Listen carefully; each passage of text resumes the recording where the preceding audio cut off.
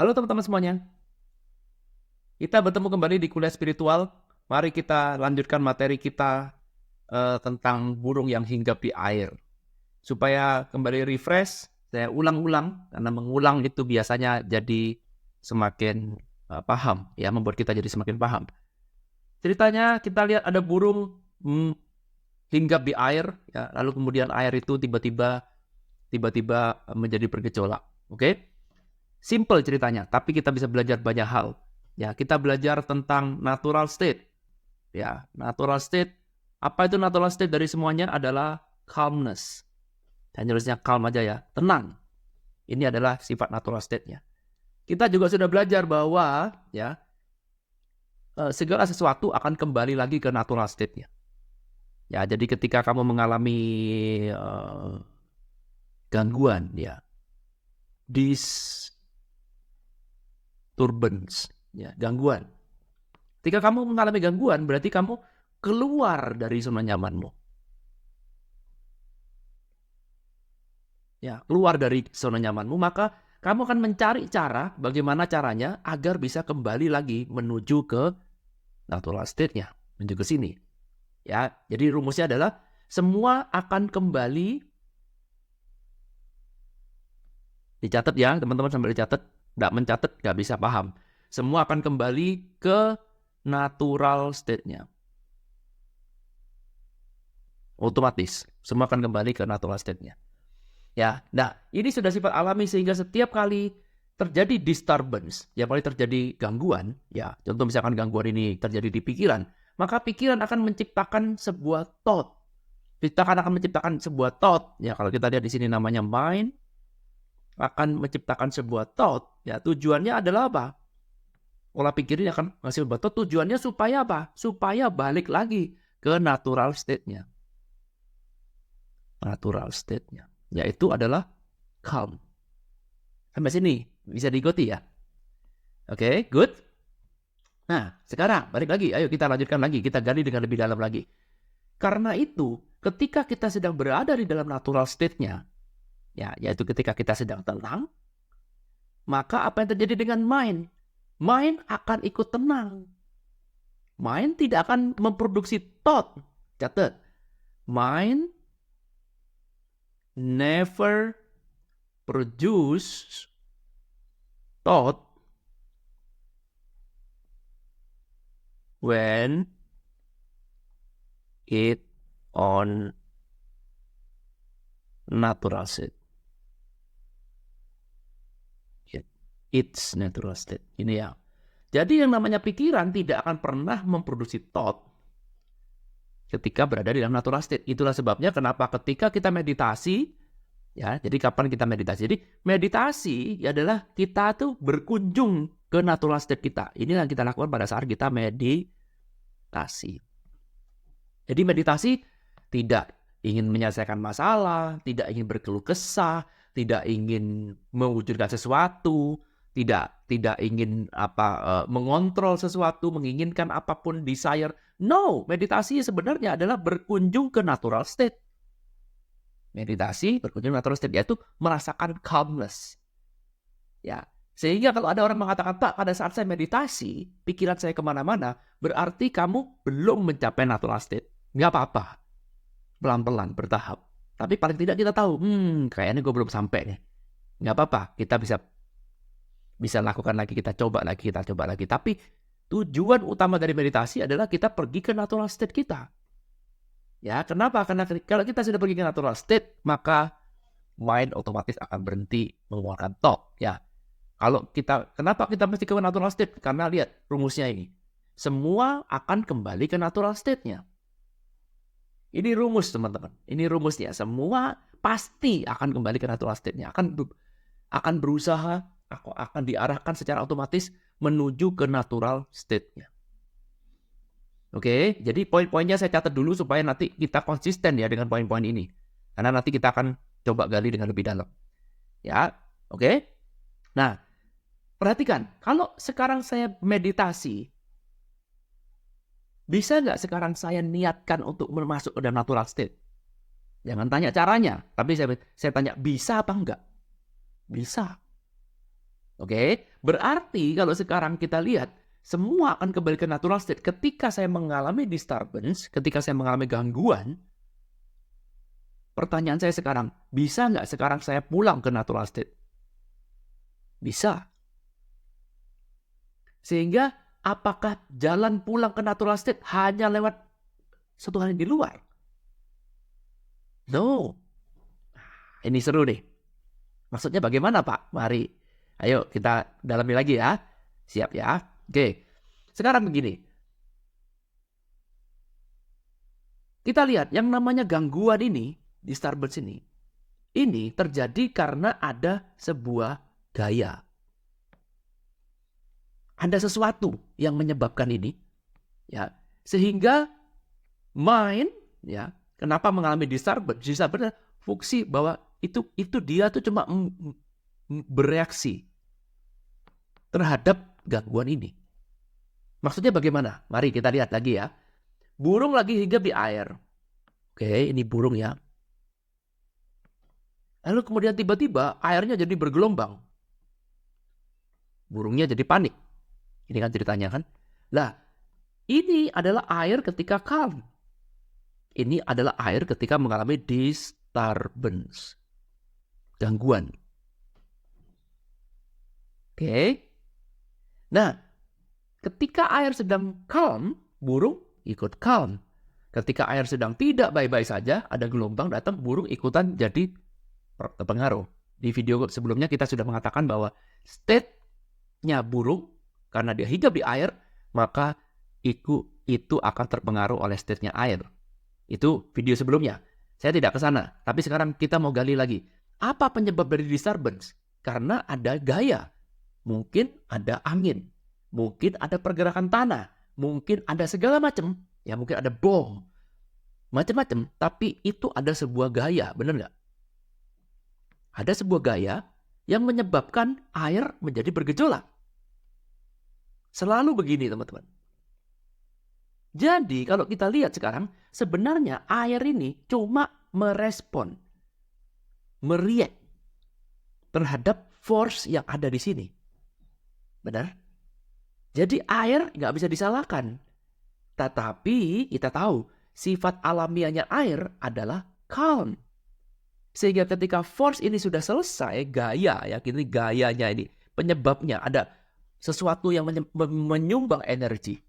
Sehingga mengakibatkan air keluar dari zona amannya, keluar dari natural state-nya. Ya, tetapi ketika gaya ini sudah selesai, maka apa yang terjadi dengan air ini? Dia akan kembali lagi menuju natural state-nya, benar? Otomatis. Tidak ada yang menyuruh. Sehingga kalau kita lihat natural state ini ada satu hal yang absolut. Tidak ada penyebabnya. Ya dikatakan absolut karena apa menyebabkan kamu kembali ke natural state? Ya nggak ada. Nggak ada sebab karena memang ini adalah rumah saya. Inilah sumber saya. Source. Karena itu kita sebut sebagai source. Itu yang kita sebut sebagai kebenaran absolut. Satu hal yang sifatnya kebenaran absolut tidak perlu ada penyebab. Karena itu kita katakan, oh disturbance bukan source. Gangguan, arus itu bukan source. Kenapa? Karena ada force yang menyebabkan itu. Selama sesuatu itu terjadi karena ada suatu sebab, maka itu bukan sumber, bukan source. Dicatat. Di pause kalau perlu. Oke, lanjut ya. Nah, sehingga balik lagi ya, karena itu kita mau selalu mengutamakan kembali ke natural state-nya. Kenapa? Karena ini adalah absolute source. Nggak ada yang menyuruh kamu berada di natural state, nggak ada. Otomatis pasti akan pulang. Sama seperti gong, kalau kita pukul dung, suara gong ya, dia akan pulang ke natural state-nya, nggak usah disuruh. Tapi supaya suara gong itu muncul, kamu perlu sebuah force, bener? Ya, karena itu sifatnya disturbance ini cuma temporary. Ini adalah eternal ya. Forever atau eternal. Bisa dipahami? Oke, lanjut lagi. Yang namanya air, ini kan kita lihat, air hanya merespon. Jadi kamu tidak bisa menyalahkan air. Kenapa terjadi disturbance? Enggak bisa. Ya, nah, dia setelah mengalami disturbance ini, nanti ketika ini sudah selesai, maka dia akan kembali lagi secara otomatis kembali ke natural state-nya. Nah, sama juga dengan mind. Ya, jadi kalau sekarang kita menggunakan analogi ini, ya dari analogi cerita ini, sebenarnya kan larinya mau ke sini. Kalau sekarang saya menggunakan yang kita sebut ini air adalah pikiran kan, benar nggak? Mind adalah air ini. Burung ini adalah diri kita, betul sekali. Jadi kalau kita menggunakan analogi ini, sebenarnya sama seperti diri ini sedang hinggap di dalam pikiran. Oke? Nah, pikiran, sekali lagi, hanya merespon sebuah gaya. Gaya yang terjadi di luar, outside. Sehingga itu menyebabkan lautan pikiran ini keluar dari zona nyamannya sehingga terjadilah seperti ini. Oke, contoh misalkan seperti ini sekarang. Ada orang bilang seperti ini. Kemarin kita contoh ya, Pak Irwan bikin gambar, lalu kemudian gambarnya dihina oleh orang. Lalu kemudian Pak Irwan marah, ya. Pak Irwan tersinggung, terhina, ternista. Gara-gara orang bilang, gambarnya jelek, gambarnya begini dipamerin. Anak saya juga bisa gambar seperti ini. Anak balita pun juga bisa gambar seperti ini. Misalkan ya. Kemudian saya tersinggung, saya marah. Maka ini yang terjadi kan? Terjadilah disturbance. Oke, nah ketika terjadi disturbance, maka mind ini tahu dia harus pulang lagi menuju ke zona calmnya. Karena disitulah rumahnya. Ya, sejauh-jauhnya kamu pergi, kamu pasti akan pulang ke rumah. Betul? Di mana rumah kamu? Ya, rumahnya ada di calm. Maka dia ingin kembali lagi menjadi begini kan? Bagaimana caranya? Dengan cara dia create thought. Betul sekali. Jadi kenapa mind menciptakan thought? Menciptakan buah pikiran. Karena dia dengan satu tujuan agar kamu bisa cepat kembali menuju ke zona calm. Itu tujuannya. Oke? Itu tujuan dari kita menciptakan thought, menciptakan suara, menciptakan drama di dalam pikiran kita. Oh iya, dia harusnya gini, ya, tenang aja, kita harus begini, harus begitu, bla. Tapi intinya thought is thought. Karena bagi mind, perhatikan, mind ini merespon segala sesuatu yang ada di outside. Sehingga kalau kamu tanya mind, gimana caranya supaya pulang? Maka mind bilang, rubahlah outside. Gak mungkin kamu bilang ke inside, gak mungkin. Ya, lucunya, semakin mind menciptakan thought, sebenarnya turbulensinya malah makin gede. Padahal tujuannya ini kan ingin menenangkan. Tapi karena kamu menciptakan thought, yang terjadi justru malah itu memperkeruh keadaan makin gak karu-karuan. Oke, paham ya? Nah, balik lagi, mind fokusnya ke outside. Jadi kita mengalami dunia luar. Salah satunya melalui pikiran. Oke, paham ya? Sehingga sekarang, apa yang menyebabkan disturbance? Ya pasti outside. Ada sesuatu yang di luar. Karena itu mind berpikir, karena outside penyebabnya, maka solusinya pun juga ada di outside. Maka solusinya apa supaya bisa kembali tenang? Orang itu harus minta maaf. Pokoknya dia minta maaf, saya nggak peduli. Pokoknya kalau dia tidak minta maaf, bikin surat permintaan maaf di koran, saya akan tuntut dia. Saya akan hancurkan keluarganya. Saya akan. Tujuannya supaya apa? Ini ya. Kenapa kok saya melakukan seperti itu? Karena saya ingin kembali lagi menuju ke tenang. Where were you before? Di mana kamu sebelum ini bergejolak? Oke, bisa dipahamin? Mudah diikutin?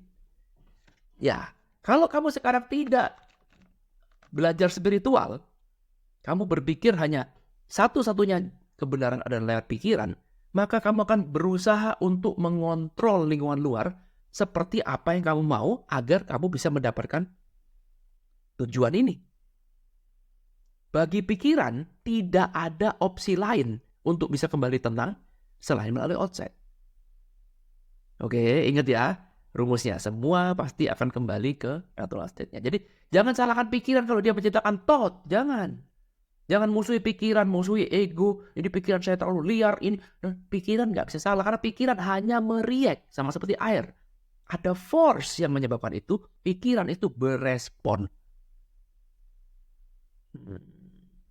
Oke. Nah, karena itulah kita sesekali harus keluar dari pikiran. Sesekali kami sama seperti burung dan air, kamu jangan ikut campur urusan air. Kamu nggak usah tanya, kenapa kok air ini bergejolak? Apa yang saya lakukan supaya air ini bergejolak? Apakah air bergejolak ini karena saya? No. There's nothing to do with you. Gak ada hubungannya dengan kamu. When it happen, happen. Ketika itu terjadi, ya terjadi. Udah. Gak ada hubungan dengan kamu. Karena penyebabnya, wah ya, kamu cari penyebab di luar. Ini bisa sampai 1 triliun penyebab. Kalau kamu mau cari. Dan kamu gak akan mampu mengejar itu. When it happen, happen. Ya ketika terjadi, ya terjadi lah. Ya udah. Pikiran saya marah, ya udah. Gak apa-apa. Pikiran saya tersinggung, ya udah. Gak apa-apa. Ya memang begitulah sifat dari pikiran kan. Ini akan merespon. Pikiran ini kan cuma merespon. Karena itu kamu harus menyadarin sesuatu sama seperti burung tadi, yaitu sejenak keluar dari pikiran ini. Karena apa yang terjadi? Begitu kamu keluar dari lautan pikiran, maka apa yang terjadi? Ya kamu akan terbebas dari pengaruh pikiran yang sedang gonjang-ganjing. Sama juga dengan burung tadi. Kalau ketika air gonjang-ganjing seperti ini lalu kemudian burungnya terbang, tiba-tiba dia ingat, gue kan burung, ya udah gue terbang aja. Maka apa terjadi? Ya nggak ada apa-apa. Kan yang ribut airnya, kan kamu bukan air. Kan kamu tidak tinggal di air. Kan tadi kan cuman hinggap. Ya, sama juga diri, tadi kan kita bilang di sini kan, ini adalah mind, betul? Ini adalah diri, betul? Nah, sama juga ketika kamu adalah diri, ketika kamu bisa go beyond the mind, artinya apa? Di suatu momen itu kamu keluar dari pikiran kamu. Kamu menyadarin bahwa, iya juga ya, diri saya tidak sama dengan mind. Saya bukanlah pikiran. Sehingga kamu tidak lagi terbawa arus dari pikiran, karena sejenak keluar dari pikiran. Oke? Ya, sehingga sekarang saya bisa mengakses diri, saya juga bisa mengakses mind. Maka apa yang terjadi? Ya, saya bisa kok kembali tanpa harus lewat mind. Saya bisa kok kembali ke natural state saya. Bisa. Ini loh teman-teman kenapa kita harus bermeditasi. Dengan kita menggunakan meditasi seperti ini, tadi yang kita lihat di sini, ya, kita meditasi meniatkan diri untuk kembali ke natural state, meniatkan diri untuk kembali ke natural state, bisa. Ternyata bisa. Kalau bisa, berarti kan kamu tidak perlu lagi harus mengontrol outside agar bisa kembali pulang. Benar nggak? Berarti kalau kamu sekarang sudah tahu pemahaman ini, bisa memahami dengan sedalam-dalamnya, berarti bahwa apapun yang terjadi di luar tidak menjadi halangan bagimu untuk pulang ke natural state. Apapun yang terjadi di luar. Wow. Perhatikan ya teman-teman polanya. Perhatikan polanya ini yang paling penting. Perhatikan polanya. Ya, semakin ruwet hidup kamu, semakin banyak drama dalam hidup kamu, apa aja didramatisir, apa aja dilebih-lebihkan. Oke, semakin kamu melekat pada hidup ini kan, benar? Semakin kamu melekat dalam lautan pikiran, maksud saya, yes, semakin sulit untuk keluar. Ya, betul. Karena itu kita harus sesekali berani mencoba. Cobalah, tidak harus sempurna kok. Kamu mau nyebut istilahnya apa aja, meditasi, mau nyebut ini sebagai relaksasi, terserah lah. Apa aja itu cuma istilah, jangan pusing dengan istilah, oke? Poinnya adalah satu, bahwa saya tahu ketika saya melakukan ini, saya itu mau pulang ke natural state saya. Diniatkan.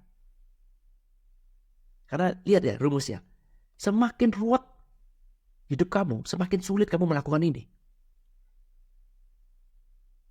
Otomatis kalau saya bisa melakukan ini, maka apa yang terjadi? Ya, atensi saya pada keruwetan ini akan berkurang. Dan kalau saya kurangi atensi saya pada keruwetan dan drama ini, maka apa yang terjadi? Yes. Segala sesuatu hanya bisa ada kalau ada asupan atensi. Apa yang terjadi kalau tidak ada atensi? It's gone. Coba, dari tadi kita ngobrol ini. Kita ada ngomong saham nggak? Enggak kan?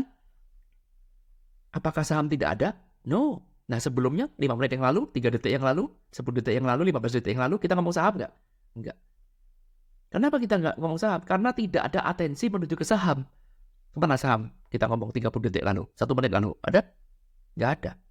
Kenapa? Karena tidak taruh atensi. Sekarang ketika saya ngomong saham, Atensimu ke saham. Oh iya ya, kok jadi ingat saham? Tanpa adanya atensi, segala sesuatu tidak akan bisa ada. Apa yang terjadi kalau atensi kamu pada keruwetan ini berkurang? Apa yang terjadi? Ya, keruwetanmu akan berkurang. Kebanyakan orang itu malah menikmati dramanya. Ya, drama dan keruwetan ini dijadikan identitas. Nggak mau keluar dari sini. Ketika ada orang mengajakkan, ayo keluar dari sini, malah marah-marah, malah tersinggung. Betul? Ini obatnya cuma satu.